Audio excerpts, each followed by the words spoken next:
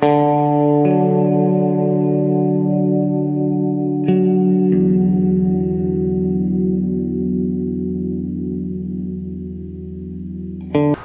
be seated comfortably with your straight back, whether on the floor or on your chair. Soften your face.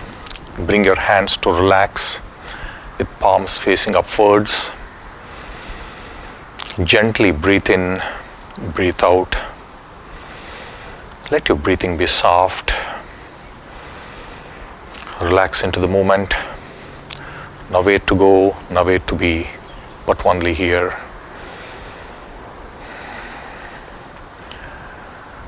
Listen to all the sounds happening around you.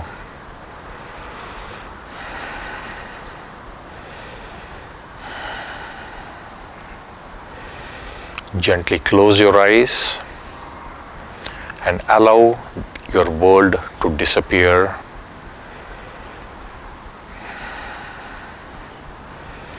Listen to all the sounds. Process each one of them as they are.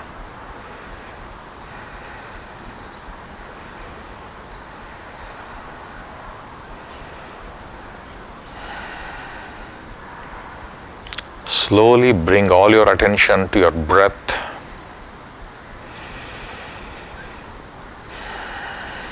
Allow your breath to settle down.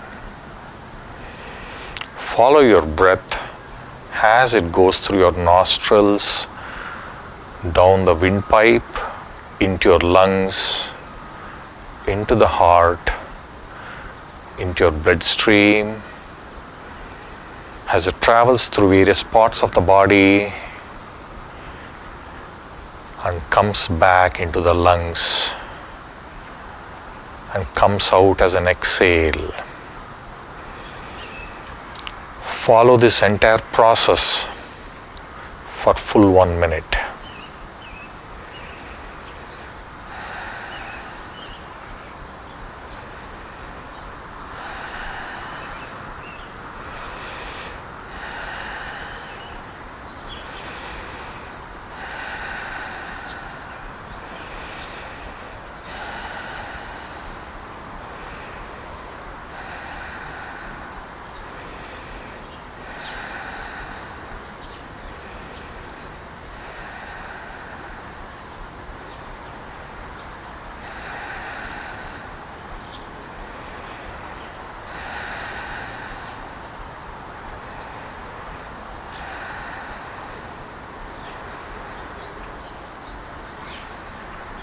Slowly bring all your attention to your heart.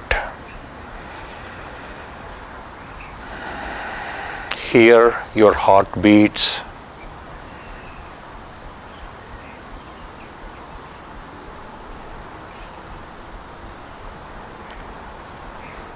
Count your heartbeats till 20.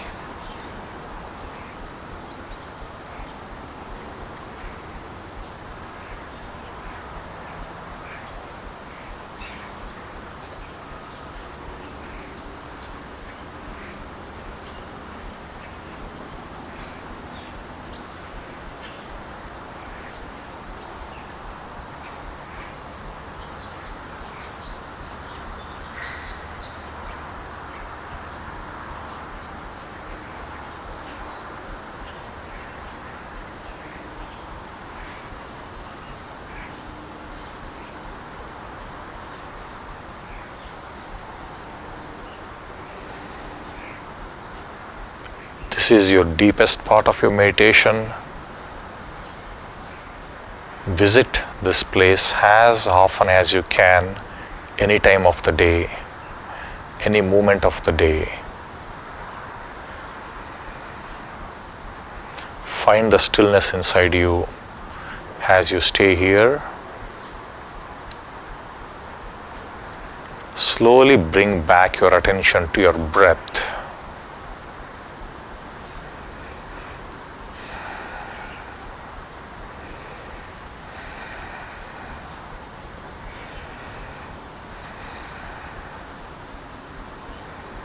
Slowly bring your awareness back to your surroundings.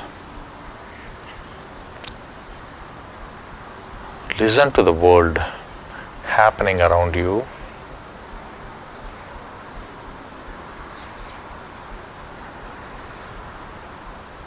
Gently open your eyes and welcome back. Rub your eyes. Welcome to your another day of your yoga journey as you discover yourself and find a way to be your better self. The core of yoga is the knowledge of chakras and gaining mastery over them. So what are these chakras that you keep hearing them all the time?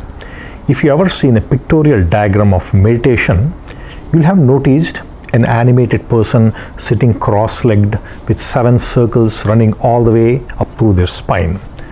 In yogic terminologies, these are called chakras.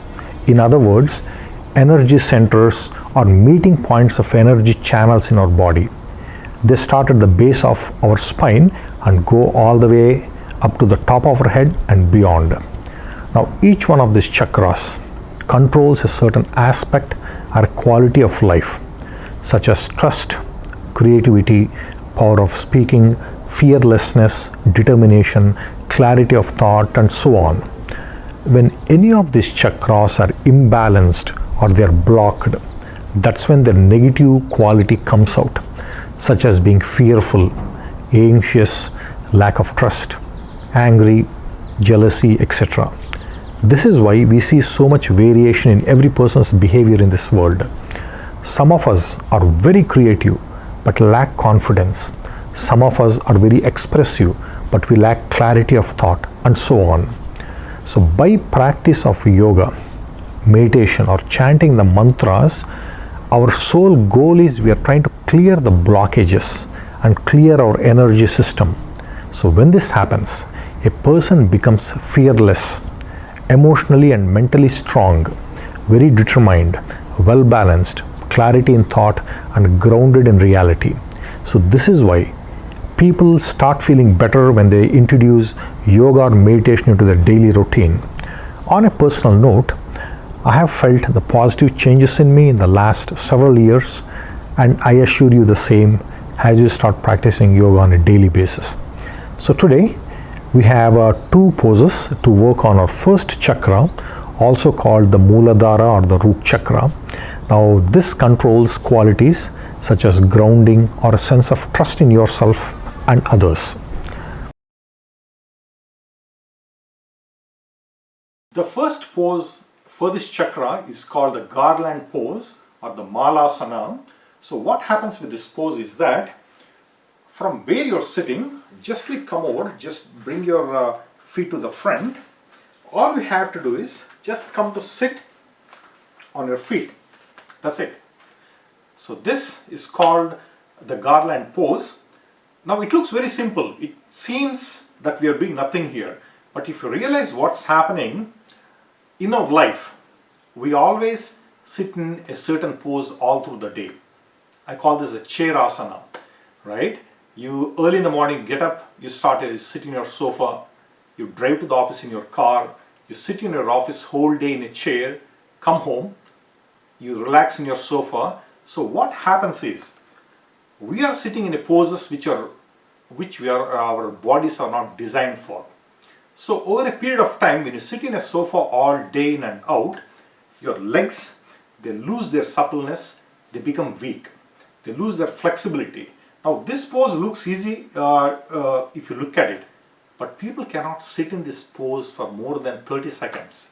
So what we do is, we just come here, sit here, see how long you can sit here. And when this improves over a period of time, you can see the difference that feels in your legs. Your legs feel strong and powerful. Okay, so what you do is just sit up here and breathe for 30 seconds or 5 breaths. You can start with 5 breaths, see how you can gradually increase it over a period of time. For many of you who have a tough time sitting here, I would recommend taking a block and bringing it underneath. You can just sit on a block. Sit on a block to begin with. If you can do this, that's a great start to this practice. So sit on a block, or you can always, if you feel you're going to topple off, if you feel there's imbalance happening, stretch out your hands to the front. So this way there's a lot of balance in your pose. So that's a Garland pose. Now if you want to increase the difficulty, you can always do this. Bring your hands underneath your hips and stay here for 5 breaths. So that's your Garland pose.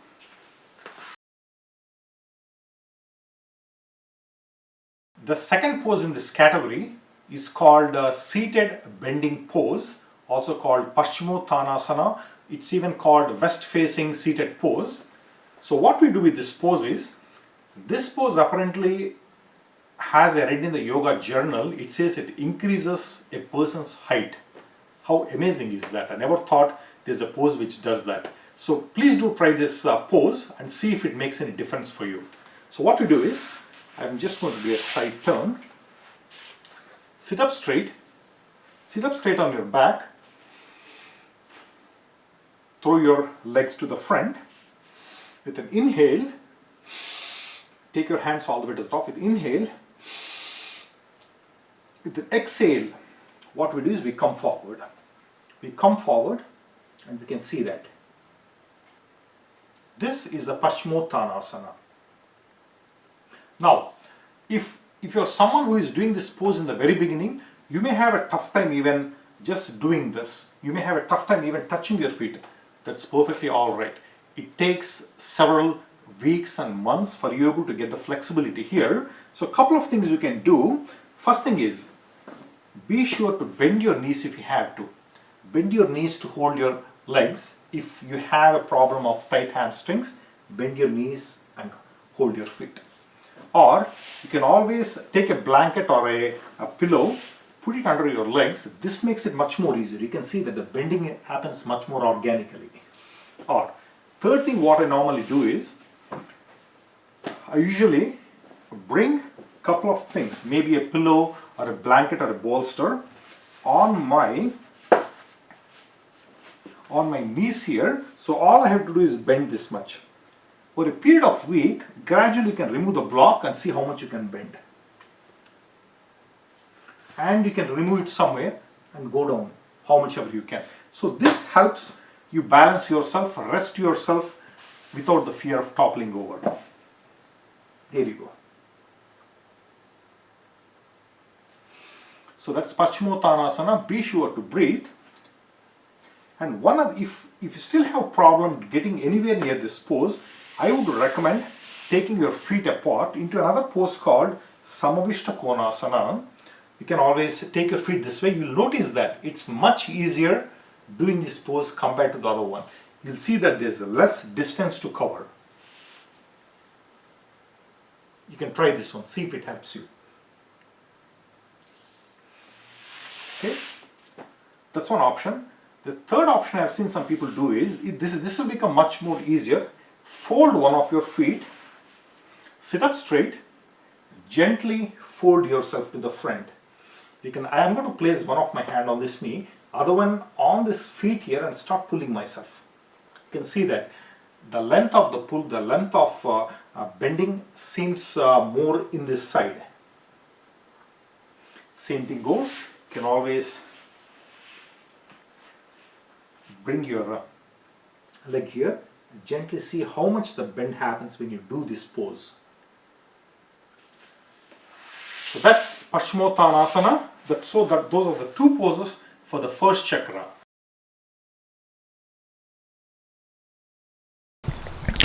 So now that you've seen how the demo of these two poses happens, so let's try this on our own. So I'll lead you through the practice class for these two poses.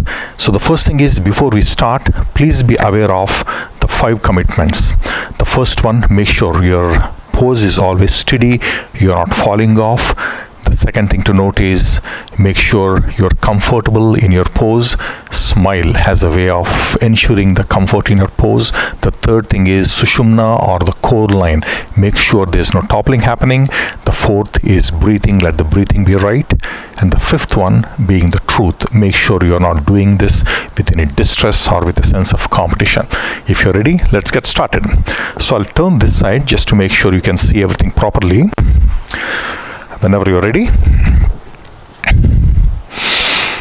we'll start with the first pose of the first chakra, the Malasana or the Garland pose.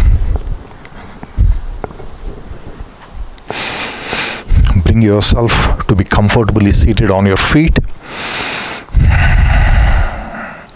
Ensure there is steadiness in your pose. Make sure there is no falling off. Second, the core line should be straight. Third, have a big smile on your face. Let there be relaxation in your pose. Fourth, breathe smoothly. We'll stay here for 5 breaths.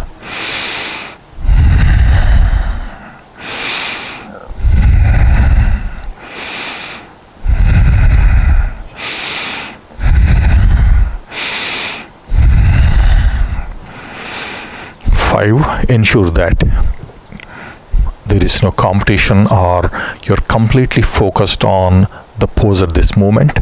Be mindful of what's happening in your body as you do this pose. Bring all your attention to your feet. What's happening around your feet? Is there too much weight on your feet? In that case, modify this pose. Come out of this pose. Gently relax.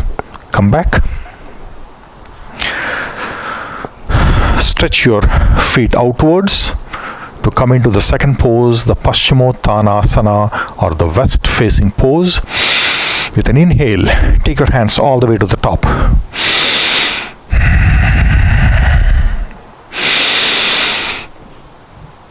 With an inhale, stay there. Now with an exhale, gently bend forward, slowly coming as much forward as possible.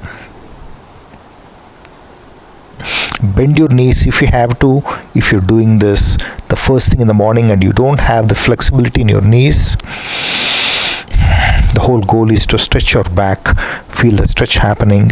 Clasp your feet with your hands. If that's not happening, do a little modification. Put the pillow under your knees. Again, check for the 5 commitments. Are you steady?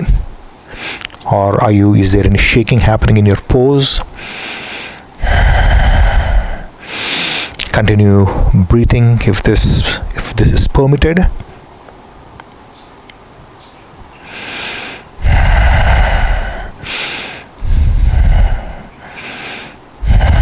Be mindful of what's happening. Focus on your knees, your hamstring. Feel the expansion happening in those spots. What's happening with your backbone? Focus on your backbone. Is the stretch deep enough? Gently come back. We'll do the easy version of this pose. Gently take your feet outwards. With an inhale, raise your hands. Gently come forward. To clasp your feet. Feel the stretch happening in your back. Feel the opening. Feel your back opening up. You want to stay here for at least 5 breaths. Gently relax, come back, bring your feet forward. We'll do the third modification in this pose. Gently fold one of your feet inwards. With an inhale, take the same hand and the same leg which is stretched out. Gently with an exhale, come down to clasp that feet. Bring your other hand on your knees. Stay there for 5 breaths. Feel your hamstring opening up. Don't stress it. Don't try to go further down. Stay whatever is comfortable for you.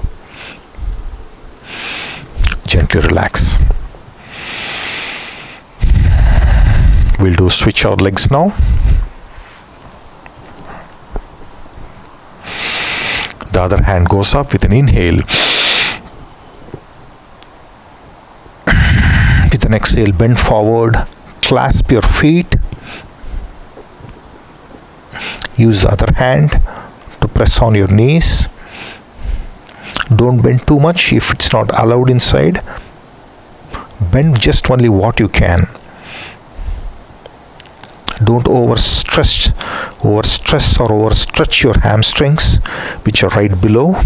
You can feel them right here. You can feel that hamstrings are really stretched when you touch them here. Feel the opening happening in your back.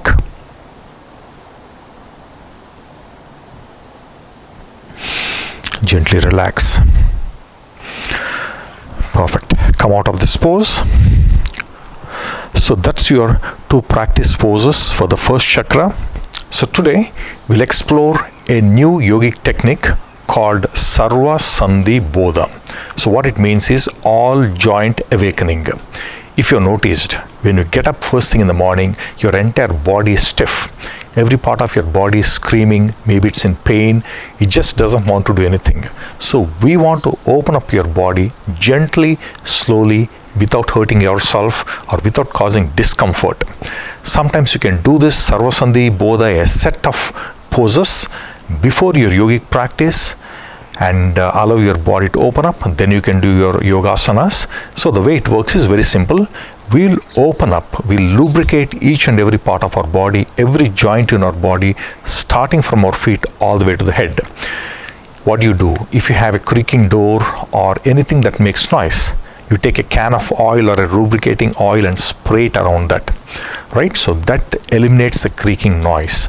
So this is what we'll do. This is how we ensure that all the lubricating fluids, as you know, we have all the fluids and everything here. We want to ensure that they're in a state of movement. So let's get started. The first thing to do is gently stretch your feet forward. Gently do this. Gently do a little exercise. Allow your knees to open up. Gently move your feet forward. Gently roll your feet back and forth from side to side. So this is a fun exercise. It starts out as fun, but you'll definitely feel a lot better before you start this. Okay, once that's done, the next is, let's start with the feet. Bring your feet inwards.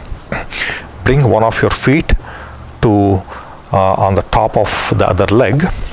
So we'll work on, first thing what you do is gently massage the bottom of your feet as slowly as you can, slowly but firmly. That's important. Gently ensure that as you massage, all the stress that your feet is carrying is removed. As you're aware, your feet is responsible for carrying you all through the day, no matter what you do, all the running you do, all the walking you do. So your feet needs a little bit of time for itself. So we'll gently massage your feet, the balls of your feet. Pay special attention to the digits at the end of your feet. Gently massage them. Allow all the stress to come out of your feet. So once that's done, the next step what we'll do is take your hand to the top of the feet, the other hand goes to the back. Gently stretch your feet, also called extension. You can see what I'm doing here, and hold. See what's happening with your joints. Is your joints getting stretched? Now gently relax. Now do it the other way around into something called the flexion. Your feet is in a state of flexion. Hold. Now extension. Open up. Flexion. Bring it in. So when you do this, you can see the entire ligament here is getting stretched. That's important. So once you're done with this, gently staying where you are, slowly you can do a clockwise rotation of your feet. Clockwise, don't do it too fast. As slowly as you can, clockwise. Remember, these are very delicate ligaments and nerves we are talking about. We'll pay special attention to the feet, as that is the workhorse of your body. Now stop. Now gently do rotation in the other direction. Sometimes if you don't have time for yoga practice in the day, if all I have is 5 minutes, this is the pose which I do, so that gets me ready to roll through the day. So once that's done, stop it. Now gently Release this feet, take the other feet on top of the knees. So we'll do the same thing what we did on the other side, starting with gently massaging your feet, starting with the middle of the feet. Pay special attention to your ankles. Massage it completely. Pay special attention to the balls of your feet. Focus on the digits or your toes. Complete press it. Give yourself a foot massage. If you press here, sometimes if you have any pain on the top, you can see the pain disappears. Give yourself a good foot massage. Same thing we'll do. One round of extension, hold, flexion, extension, flexion. Then roll your feet.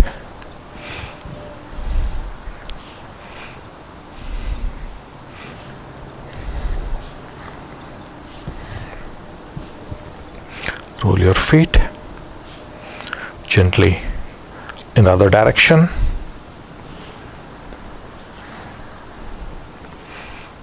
Perfect. So once you're done, release. What we'll do is, the feet is done, next comes the knees. Remember the sequence. Gently bend your feet so that your entire knee is massaged. So this is an ideal opportunity. You can always massage your knee if that is causing a lot of problem. The beauty of doing the Sarvasandhi Bodha is that you can access each and every one of your organs in your body. All of your limbs will be at your availability. Do the same thing on the other side. You can see that you can easily reach each and everything. Relax, stretch it out. So the next comes, feet is done, knees is done, the next comes the hips. Let's focus on the hips. So one way to do for the hips is, bring yourself up in this fashion. When you're ready, so what we'll do is, gently, with an inhale, gently tuck in your head, bring your knee up, gently stretch your feet out, and your chin is stretched up. With an exhale, with an inhale, you expand your lungs. With an exhale, you squeeze your lungs. That's the reason why we do exhale here. Come back. We'll do the same on the other side.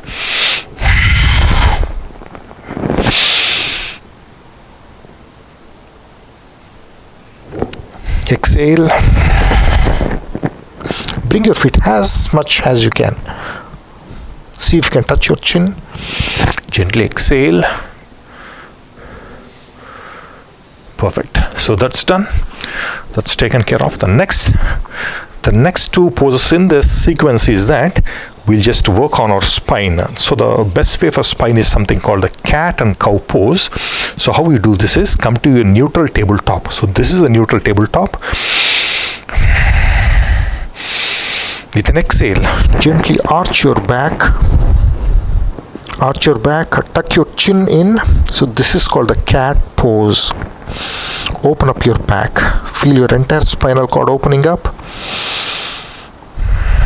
Now with an inhale, gently go down, roll your shoulders, depress your back, take your head up to come into the cow pose.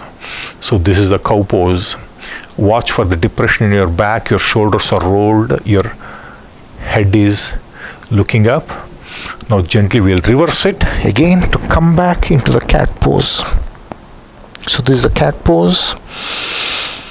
So when you do it for 3 or 4 rounds, your entire spinal cord, your back has opened up.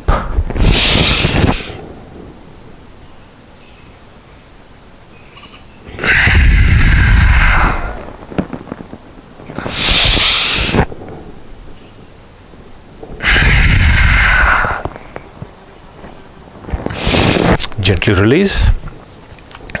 Come to the side. So now done with our spinal cord. So now we have 2 more poses for our entire spinal cord, because spinal cord is the most important part of your body. it connects the lower part of the body to the upper part of your body, and it carries all the weight on your shoulders. So we need to make sure that that is really opened up. So one pose I have is the twisting spinal twist. Gently twist to your side, any side, and hold. Take your hand all the way to the back and hold. Use your other hand on the knee to allow you to hold that pose. Gently release. Again, stretch to the other side.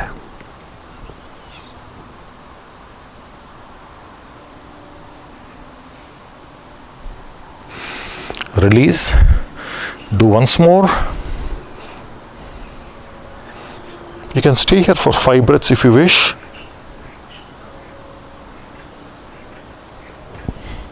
Release. Now do the other side, just so that we don't leave one side hanging up. Relax. So that's done. Now the second pose we have for the spinal cord is that we have something called the lateral twist. So take your hands to the side, gently lift one of the hand, gently do a lateral stretch on the side. You can see this entire area is being stretched. Release. So do the same on the other side. Once again, you can do this as many times as you wish. So the basic idea is, any part of the body that needs a stretch, when you feel you have the need for a stretch, do it as long as you want. Because certain days, certain parts of the body ache differently. There's a different pain associated with different limbs on any given day. Having done that, so we completed the entire spinal cord. The next is the shoulders. So we'll give a gentle shoulder stretch. Bring your hands on your knees. Gently roll your shoulders completely.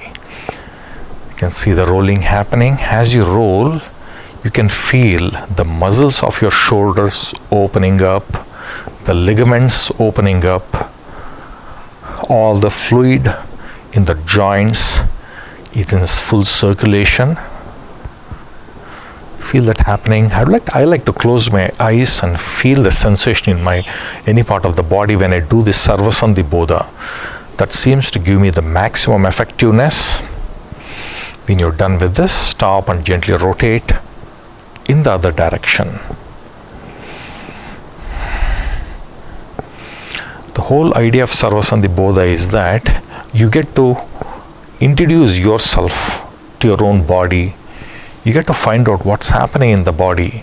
What is the state of your body at any point of the day? Is it healthy? Is there any pain? It's a way of performing a scan on your body. So once that's done, so gently take your hands to the side. We'll roll. This time it's a different kind of shoulder stretch. Different muscles are activated when you do this.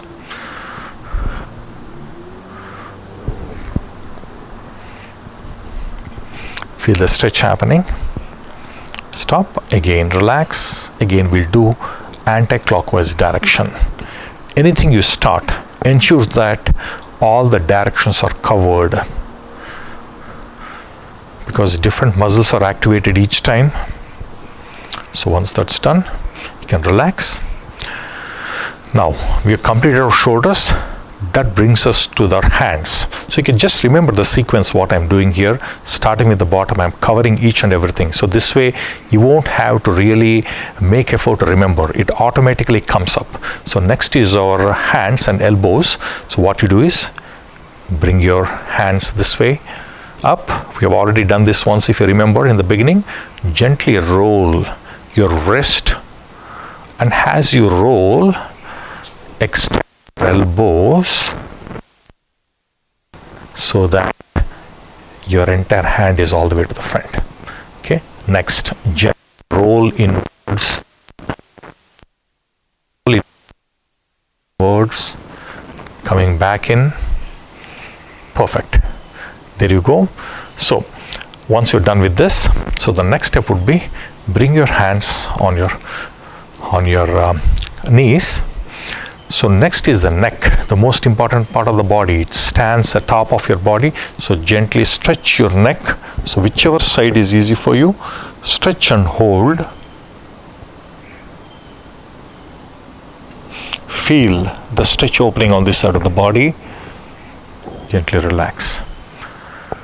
Take the stretch onto the other side.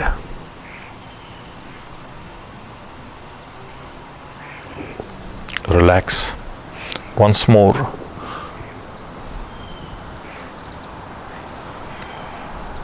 Relax. Complete the last cycle. You can stay here. You can make your stretch as long as you wish to. It's just that because it's a demo purposes, I'm doing things a little bit faster. It's left to you. So once we are done with this, we'll gently stretch our neck. Gently your chin up. Take your chin up, feel the stretch happening, different kind of stretch in the back of your head and your throat section. Gently bring it down this time. Stretch. Bring your chin all the way down to touch your chest. Hold it there. Allow your neck muscles to open up. Once more. Again, touch your chin. So once we're done with this, our neck system is all working perfectly fine. So finally we move on to the head. So what we do with the head is, as you remember, we already did the meditation in the beginning. So meditation takes care of your head and whatever is inside, but we'll just gently give a massage to your head, your face, your facial muscles, as a way of letting the blood circulation travel easily, gently. So gently do this, gently give yourself a massage. So once we are done, gently rub your eyes. So welcome back. So that's your Sarvasandhi Bodha. It's a beautiful practice. It's very simple, but it's very effective.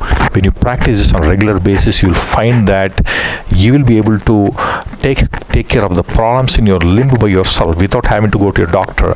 If there's any pain in any part of the body, you can handle it yourself based on what's happening there. So that's your Sarvasandhi Bodhi. Practice as often as you can, before your yoga practice or after your yoga practice or at the end of the day or in the morning. Having said this, we'll end our practice today with a little prayer, a prayer for all humanity. So gently relax, close your eyes, bring your hands together as a way of saying thanks. Gently repeat this after me. May we always move from darkness towards light. May we always stay on the path of truth. May we always lose fear of death and find acceptance. May all the beings in this planet be in peace and harmony. Thank you. Thank you for having me as your teacher. Namaste. So today we'll talk about yoga and its relation with our body image and the question of weight. Of all the questions, the topmost I get is asked on one topic. Will yoga help me lose weight? How soon can I see the changes happen in my body? So today, let's find the answer to this question. The short answer is yes. You will become fit. You will burn calories and maintain a strong frame, and this has been verified and demonstrated by researchers around the world. But our goal here is something far bigger and deeper than just losing weight or striving for a six-pack belly. Let's look at the human body. It has two functions. One, to act as a container, to pack all your internal organs, bodily fluids, protect you from the harsh elements of the weather, and allow for life to exist. Yes, we all agree with that. Second, to provide mobility to move from point A to point B and allow you to perform your daily activities. If your body fulfills the above two conditions, it is already doing what it is designed for. And I want to tell you right now, you are perfect the way you are. There is nothing more for you to demand from your body. All it needs is little encouragement for you to become the best version of yourself. Simply focus on how to make it a little more efficient today than it was yesterday. Whether it's in terms of the yoga poses, or eating the right food, or making few lifestyle changes. In terms of physical ability, today, if you're at point A, encourage it to move to point B, and after a few weeks or months, work on getting to point C, and so on. Take baby steps every day, but keep moving to make it a little more efficient.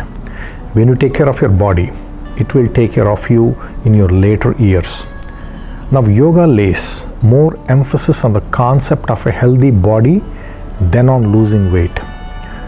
If you pursue the idea of losing weight or reaching an ideal weight, you will spend an entire lifetime chasing this illusion and still come up short and remain unhappy on a day-to-day basis.